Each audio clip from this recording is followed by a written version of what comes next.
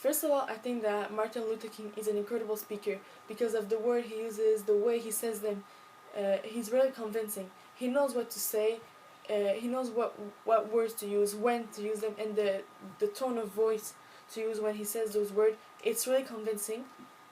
I think that he looks really confident on stage. He doesn't look worried. He doesn't look stressed. He doesn't look scared.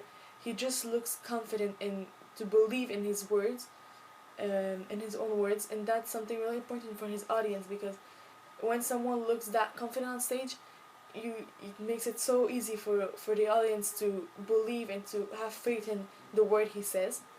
So I think that's something really important in a huge speech like Martin Luther King gave. The moment of the speech, I think it's the most important and powerful, is when Martin Luther King says, "We cannot be satisfied as long as a Negro in Mississippi cannot vote, and a Negro in New York believes he has nothing for which to vote. No, we are not satisfied, and we will not be satisfied until justice rolls down like waters and righteousness like a mighty stream."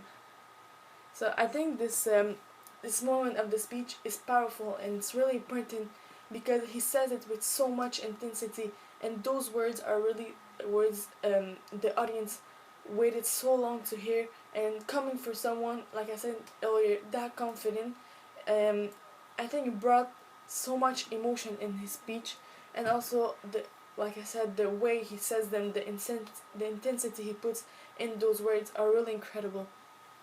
Uh, Also, I think the last sentence of this part is really beautiful because he shows the world that black people don't want privileges. All they want is justice for themselves, and I think it's really important to understand that in his speech. The question, I pretty much understood the whole speech. The only moment I had some difficulties in is when he refers to element of history of U.S. history because I don't really know much about that subject. So it might be the only moments I felt a little lost. Uh, the speech, the only questions I have in for the speech is it makes me wonder how the humanity is so cruel that not everyone thinks like Martin Luther King.